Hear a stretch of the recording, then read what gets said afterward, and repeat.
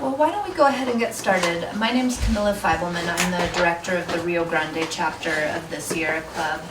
And over the last several years, protecting Albuquerque's Bosque has been one of our organization's highest priorities.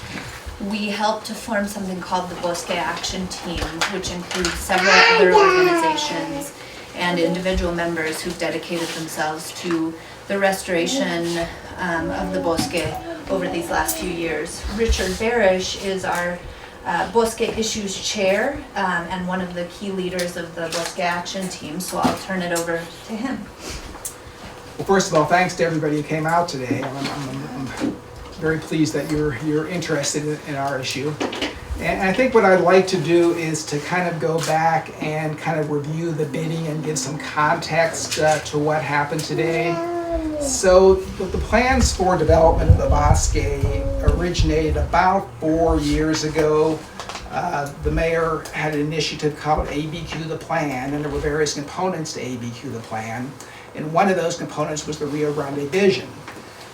When at the time the Rio Grande Vision was selected as one of those components, there was very little public input. The mayor and the city did not at that time go out and ask city residents what they wanted done with their Bosque. Instead, what the mayor did at that time is he just shipped this project off to an architectural consulting firm, Decker Parrott Sabatini, to do a plan for the Bosque.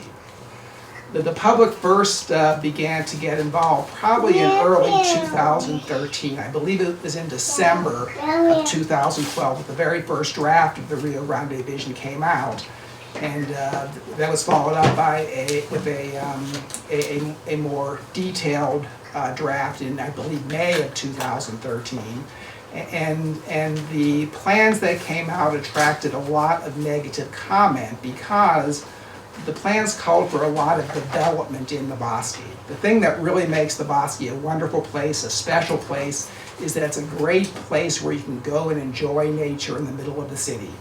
You can go down there and you can see the beautiful cottonwood trees and enjoy the river and watch the birds. It's a really unique and wonderful resource that we have here in the city to where we can enjoy nature without having to go very far away. But this plan had a lot of development in it, and really what was tending the Bosque to be more of an urban park rather than a place to enjoy nature. So it attracted a lot of very negative comment, and that kind of culminated in September. The final draft of the Rio Grande Vision, final version of the Rio Grande Vision came out in the end of August. And then in early September, the city had a public meeting on the first phase of implementation of the Rio Grande Vision. That was for the area between Central and I-40, and they had some drawings and various kind of plans that were options for that section of the implementation. And the city held a meeting at the Albuquerque Museum, and about 400 people showed up at that meeting, a really astounding outpouring of interest among the public. And virtually everybody that showed up opposed the mayor's plans. Certainly virtually everybody that spoke opposed the mayor's plans. So at this point, the trust between the city and the public really was at a low. The city really had not listened to what people wanted in the Bosque, and really just seemed to be proceeding on its own course without really taking into account what the public really wanted in the Bosque. At that point, the city seemed to take to heart the fact that the public really didn't like what was going on in the Bosque, and it kind of slowed things down.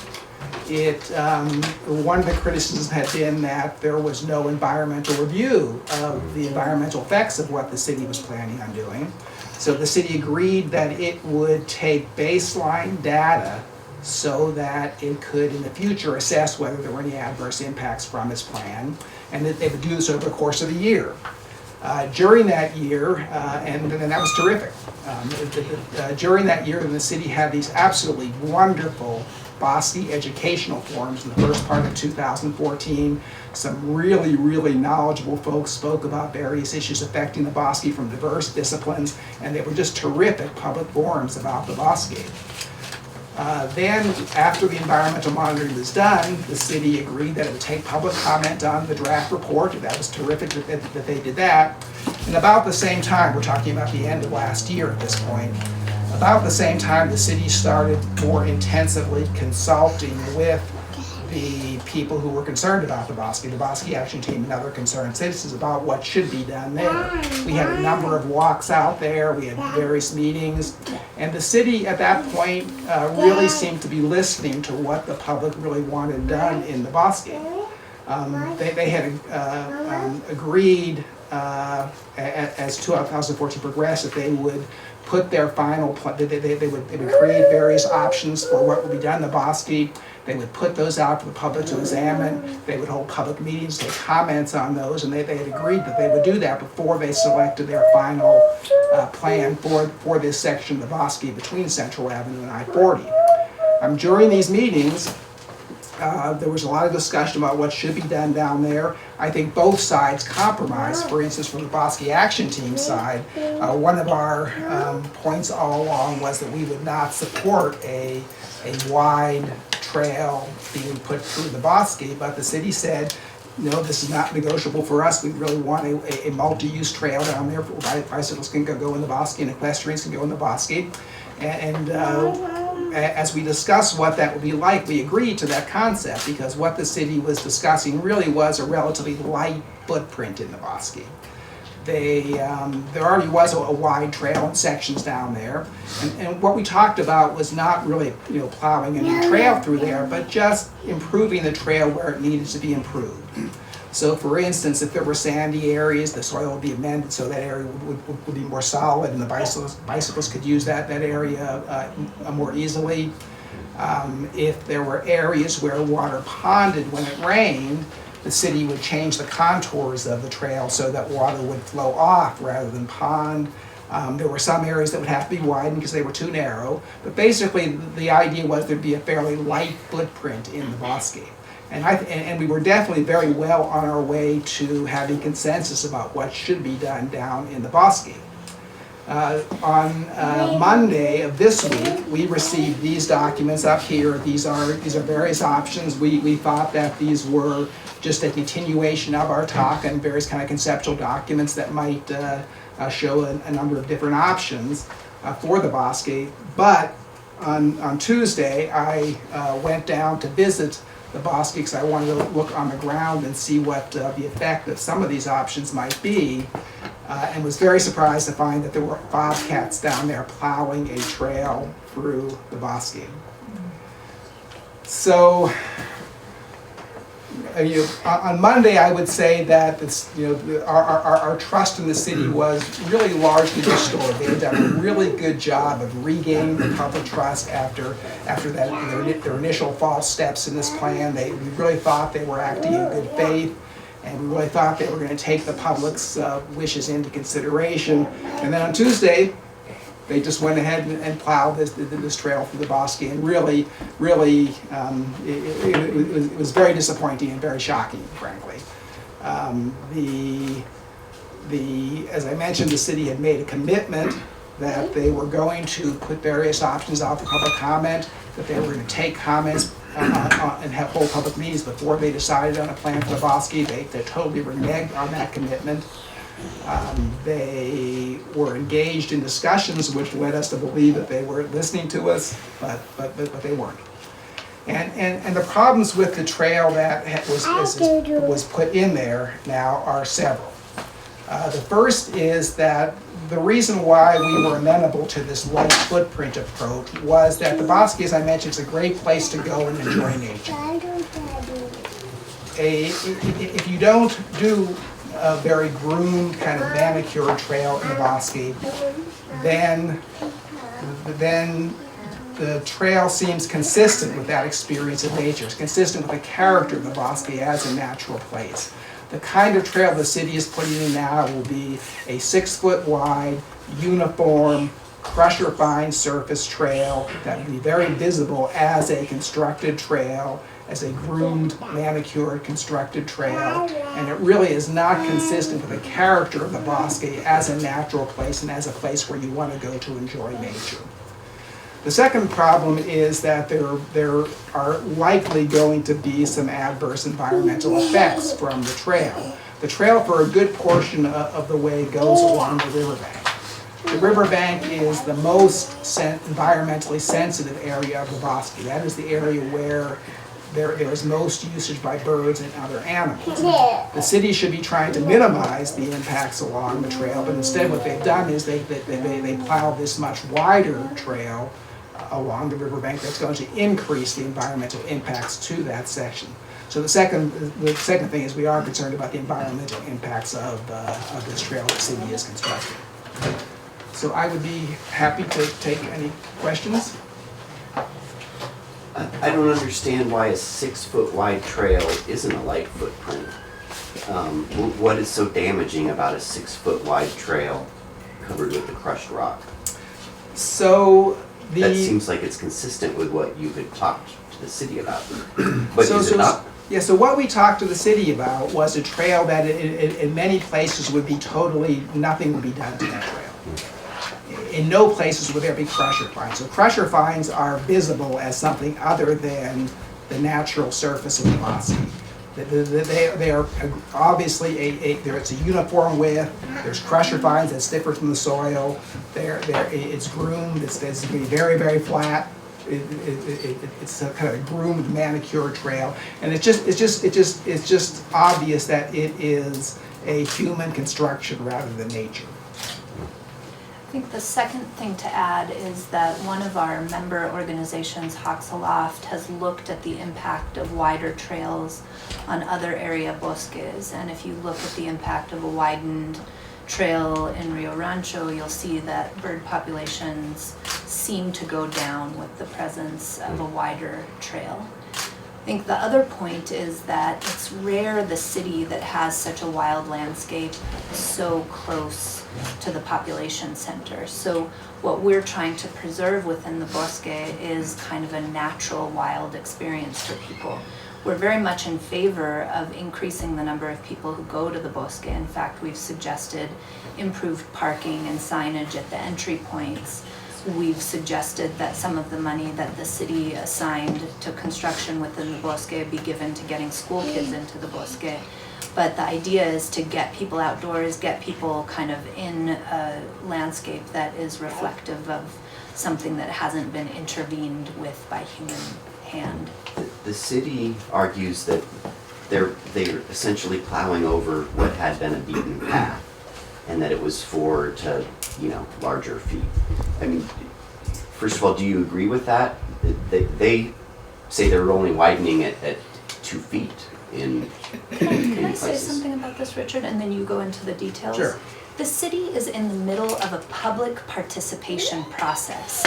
On Monday, they sent us maps that say option 1, option 2, and option 3. The public has not had the opportunity to give any feedback. So no matter what the city is doing in the Bosque right now, they have interrupted a process in which we entered in with them in good faith. So whether it's 2 feet wide or 6 feet wide, you don't start construction on a trail that you're offering people the opportunity to give feedback on. What I'm getting at is the difference between opposition to the interruption of the public process and opposition to what they are actually doing right there. Right, and I think Yeah, now I'll let Richard take that I'm one. trying to but- understand whether the Sure. argument it deals more with the process or it deals more with precisely Right. what they've Well, done. let's give And it the answer is both. Right, and let's give an example. I mean, people have called the city asking what's going on, and they're saying, it's an ADA trail, don't we want access for Americans with disabilities? Well, of course we do, and the Bosque Action Team agrees with that. But on none of these maps is there any indication that this trail was slated to be an ADA accessible trail. So that answer is an attempt to cover up for a very serious breach of public trust. So Richard, do you want to get into the technical part? Sure. So to specifically respond to your question, the trail, as it goes north from Central Avenue, is a wide trail, and it was 6 foot wide, if not wider, before a stretch. As it goes down toward the river, it then was a much narrower trail. And especially as you get north of the siphon, the trail was quite narrow up there. So the trail is being considerably widened at points. So it really is changing the character of the trail in terms of width, and also, as I discussed earlier, changing the character of the trail from just a something that's more natural to something that's more park-like and more manicured and groomed. I'd like to know what the response from the city was when you contacted them on Tuesday. Why have they even contacted you back? The city mayor's has, the mayor's office has not contacted us back. I did see some city employees down there. They talked about the ADA thing, which, as Camilla said, I think really, I mean, you can look at every plan for the Bosque down there that's ever been done, but from the Bosque Action Plan, which is the Rank 2 city plan that governs the Bosque, down through the Rio Grande Vision planning documents that were done by Decapare Sabatini. And this trail is never identified as an ADA trail. I don't think it is even ADA compliant, in particular because the access points are very steep. So I don't think I question, and I don't know the answer to this, but I question how useful it will be for people with disabilities because of that. During the public participation process, did the city ever make it clear that they were planning a pressure fine trail? No. In our recent discussions with the city, that was never brought up. That option was never brought up. But I think it is worth mentioning that that was one of the early proposals that the public reacted so strongly to. You know, in September of 2013, when Decker Parish and Sabatini came out with a proposal for a public consultation, and 400 people showed up to the public hearing, once and again people said, we don't want to see a widened crusher fine trail. Now let me clarify, we are in favor of restoration of the Bosque, of closing some trails that have been informally created, formalizing other trails. But as Richard has said, we were on the brink of a consensus decision. Having waited 1 or 2 more weeks, maybe a month, I think we would have gotten to a set of proposals that people could have really agreed on. And instead, Mayor Barry decided to send in his bulldozers, open a 6 foot wide trail, claim that it was for Americans with disabilities, which was never shown in any map, as an excuse for why they took action before culminating a public process, and that is unacceptable. The trail alignment that they have worked on, does that match any of the maps in front of you?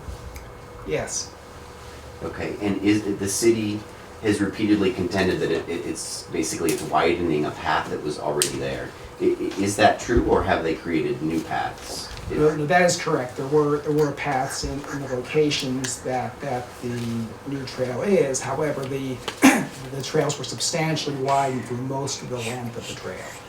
So is there no need for the city to, in this process, get approval from the Middle Rio Grande Conservancy District? That is a question of debate. The city did not consult with the Middle Rio Grande Conservancy District prior to beginning this work. The relationship between the city and the district is governed by a joint powers agreement that was signed after the Middle Rio Grande Valley State Park was formed. The language of that is somewhat subject to interpretation, but the city apparently took the position that it didn't even have to tell the district that it was going to go ahead and do this work, even though it's on their land. What are your remedies at this point? Is there a legal problem with what they did, or what is the next step for people who are concerned about this? Well, there may be some legal problems. I wouldn't want to express an opinion on that at this point, but there may be some legal issues. At this point, unfortunately, the city, went in and just did this, without telling anybody in advance. So by the time we've really been able to assess this, the damage is done. The trail is in there, and it's going to be, it would be extremely difficult and expensive to undo it. And really the problem is that there really was just no advance public notice of this. They just went in and did it without telling the public they were going to do it. I do think it's worth mentioning, though, that we as the Bosque Action Team have requested a meeting with the mayor. We've requested that construction be halted until that meeting and until the public consultation process has culminated. We have not heard back from the mayor or the members of his open space department that are working on this issue. So I'll reiterate it. We are calling on the mayor to halt construction in the Bosque until the public process has culminated, and we are asking for a meeting with the mayor and his staff. I should also mention that despite sending thousands of petitions from the public calling for this public process, calling for the proper care and restoration of the Bosque, we've never been given a meeting despite requesting it formally. The Bosque Action Team. Given the mayor's unwillingness to do business with the public, as we've seen with the APD issue, as we've seen with the Tent City issue, as we now see with the Bosque issue, have you as an organization planned any actions using grassroots volunteers to push back on the mayor's recalcitrance? Well, let me just be clear, we are a grassroots organization. The Bosque Action Team is made up of the Serria Club, the Aldo Leopold Society, Hawks Aloft, among other organizations, and grassroots members of all of our organizations. So everything we've done today, up till today, has been through grassroots leadership. You know, seeing 400 people at a public hearing in Albuquerque is fairly rare, but people were really upset, and I think it's important to understand how special the Bosque is. And I would say one of the most common questions that we get is, why is this important? Well, it's important to understand that the Bosque is one of the only places in the entire country that has its riparian, or land along the river zone, protected. It's the largest cottonwood forest in the entire country. It's rare the city where you can be in a wild outdoor space within 5 to 10 minutes. So the qualities of the Bosque make it special. It makes Albuquerque what it is. So when people find out that the mayor has a vision that hasn't been consulted with the public, that involves quite a lot of development within the levees, there's a reaction. 400 people turn out to a public hearing. And as Richard said, to the mayor's credit, the process got slowed down. We were engaging in a public participation process, and from one day to the next, the place is bulldozed. That's not acceptable. Okay, let me just do questions from the press, and then we'll do questions from the public. Why do you think they did that? Isn't this going to complicate the whole process and create a lot of legal problems when before there was a clear channel of progress happening? I mean, we were going to have these. There would have been a solution to it at some point, right? That everyone was happy with. I completely agree with that, and I really think that this was up until Monday, up until Tuesday, it was a great example of public cooperation. It would have been a great opportunity for everyone to declare victory and to show that people could cooperate to get things done. So I can only speculate as to why the mayor decided he needed to ignore the public and go in there and just bulldoze the trail through the Bosque. But Wow. I don't know. Okay. That's something you have to ask him. Yeah, I think it is a good question for the mayor.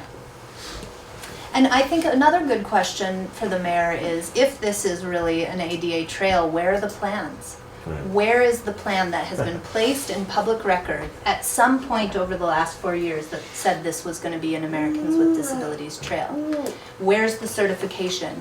Do the entryways really allow for someone in a wheelchair to get into the Bosque, which we think is important? But using that as an excuse to justify bulldozing the Bosque before the public hearing process is over is just ridiculous. I'm sorry, just a follow-up. Is there a concern that this will lead to other development? I know in some initial plans there was talk about coffee shops and retail areas and even an aerial tram at one point. Like, is all that stuff off the table now, or is that still a risk? So I am hopeful that stuff is off the table now. However, I should say that at the time that the Rio Grande vision document, that kind of conceptual document for the whole state park was being formed, which had a lot, it didn't necessarily have coffee shops, but had a lot of Oh, okay. much more intensive park development Oh, okay. types of ideas in it, was in there. And it received so much criticism, we requested the mayor that he simply abandon that document, and he declined to do that, but have the document finalized, so it's still out there. Wow. It is possible that there are, I mean, I can only speculate, but certainly those ideas are still out there, and they still are a possibility in my mind. We need to be vigilant Totally. to those kinds of ideas not being built. How different do you think what the mayor is doing is from what the consensus ultimately would have been?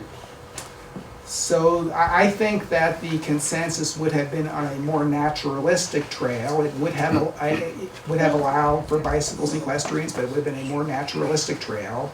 And it would have been a more environmentally sensitive trail. So it would have dealt with those in particular, those riverbank areas more sensitively and kept impacts away from those riverbank areas. And actually, I'd like to add a point just about 3 areas of environmental impact with this particular trail that's being built. The first thing is rushing. You know, one of the responses that we got from the mayor is, well, this needs to be done before nesting season happens in April. Well, the worst thing you can do in an environmental context is rush. There's no reason that this trail needed to be built before nesting season, and if anything, the rush causes more problems. There's a significant section of this trail that runs right along the riverfront. Well, the riparian zone of a river, which is the zone closest to the river, holds 90% of biodiversity in a system. So if you build a big wide trail along the river, the impacts are inevitably higher. And finally, the statistics that I mentioned from Hatzaloft, where in Rio Rancho, where they expanded the trail, there was also a correlation of decreased bird populations. So I think it does link back to that issue of process. If the process had been allowed to culminate, if people could have really felt like they were buying into a science-based, consensus-based solution, and the work happened after nesting season, we wouldn't be where we are today. So any other questions from the press? Okay, questions from the public. Let me get the woman here in the front and then I'll go to Well, I the just have a concern about, I mean, I don't know if this is not popular, but it's also people-oriented. You know, the people need to have this wild experience, blah, blah, blah, blah.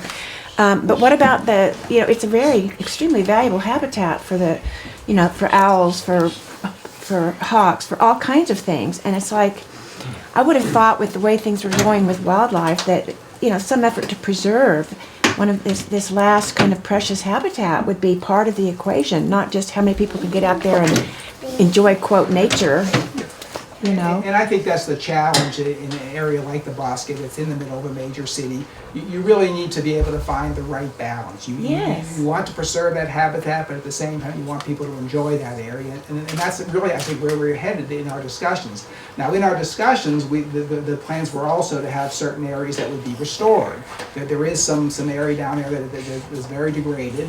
And there were discussions about restoring certain areas. I don't know where those plans stand at this point. The process hasn't been preempted, but certainly I think that investment in restoration is something we really need to consider for the Bosque. The Bosque is a very stressed habitat. Yes. The predictions, one of the things that came out of those Bosque educational forums that the city held last year was that the mean prediction for the decrease in water flow in the Rio Grande with global warming is that the flow will decrease by 30%. So that's a very scary prospect for the Bosque because it means the water table is going to be decreasing, be lowering. It is very possible, in fact, it's probably inevitable that cottonwoods will die as a result. And so we really need to be thinking about what the future of the Bosque is and restoration and planning for what may happen in the Bosque in the future. Because the other thing I don't remember really being addressed is my experience with every single park in the city is you get a park and you start getting garbage everywhere, no matter how many trash cans there are, no matter how many. I mean, are there any provisions for actually somebody going in and, because people are going to throw their plastic bottles around, they are going to do that. And so there goes that aspect of it as well, and more wildlife getting messed up and all of that, and, you know, is there any concern about that from the mayor? That is a concern. I have not heard that concern addressed. I mean, maintenance of things that you build is always a concern. The city has historically not been very good about maintaining things that it builds, and that is in particular a concern when you build something that's really developed, because it needs to be maintained. So that is definitely an important concern. Well, and don't forget that one of our key proposals to the city council was to redirect money from this plan to build within the Bosque to maintaining existing parks. Yeah. And that plan was rejected by the mayor. So, you know, there are parks all around the city that are under budget, that need taking care of, and we can't help but wonder, now you make this intensively bulldozed, bladed, and leveled trail, who's gonna maintain it, with what money and how? Gentleman in the back.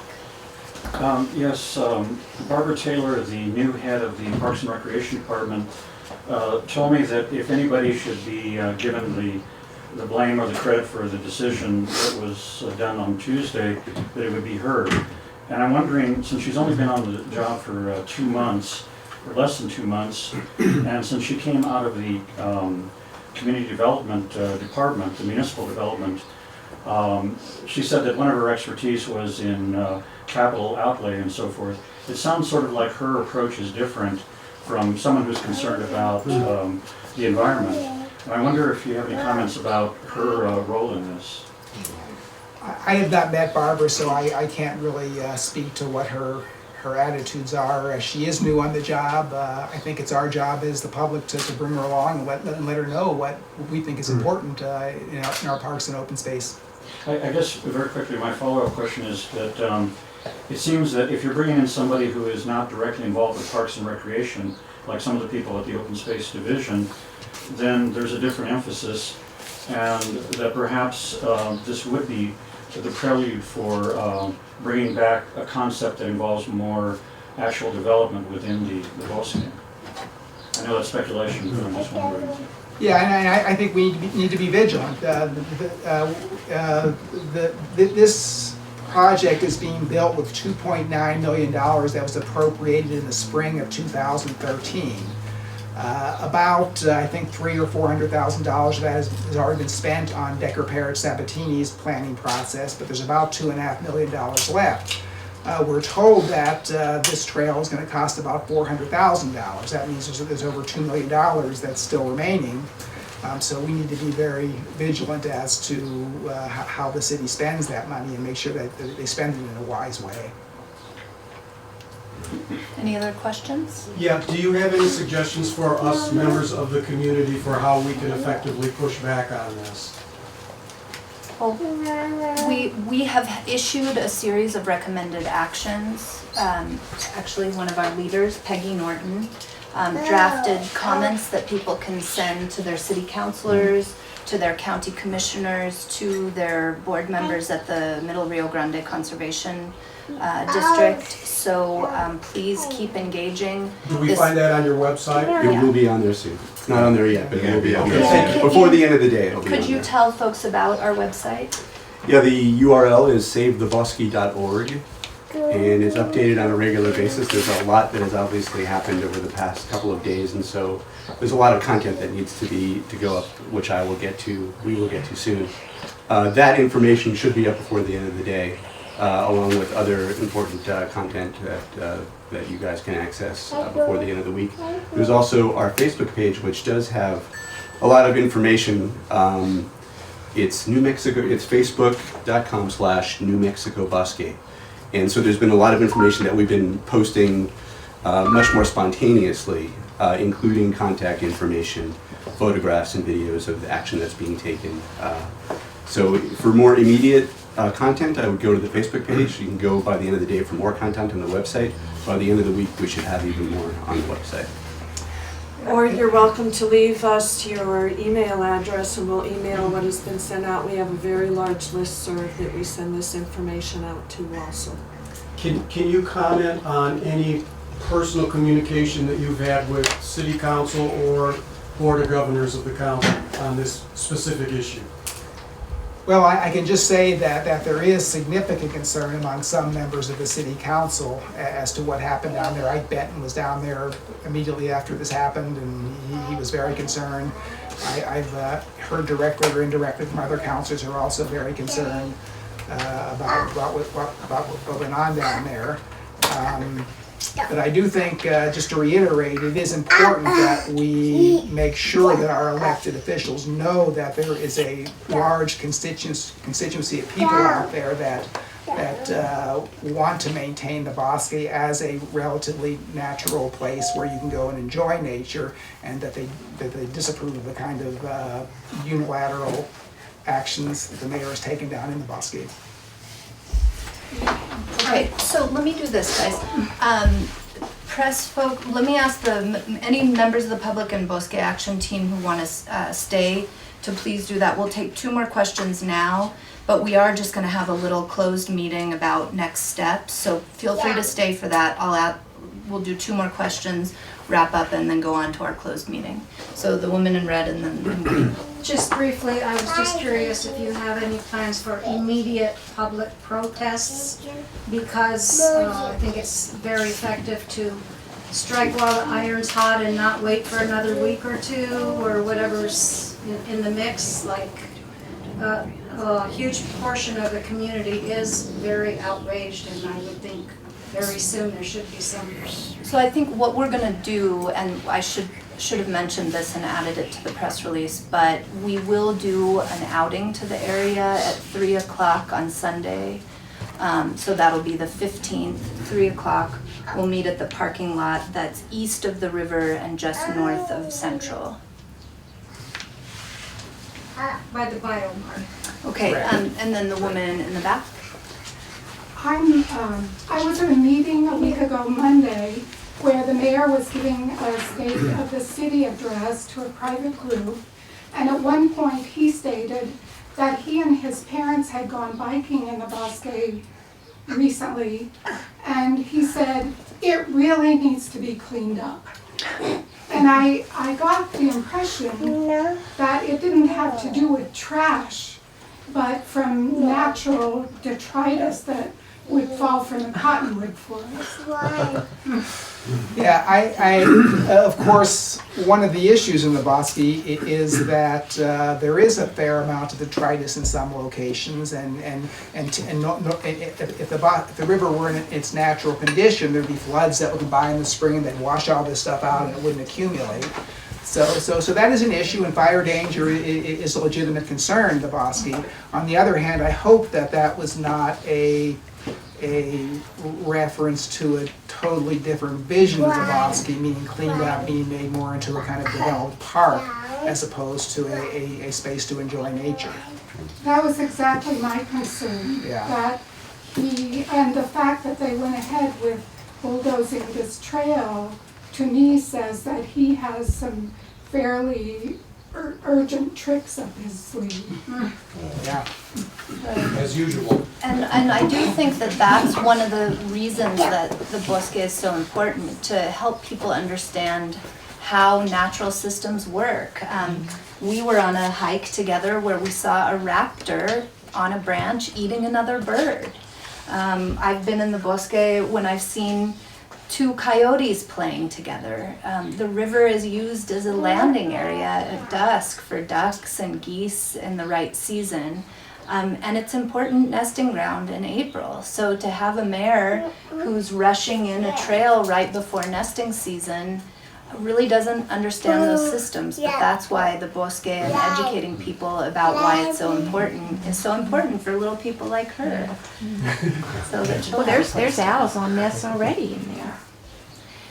All right, thank you so much, Thanks, everybody. Thank you.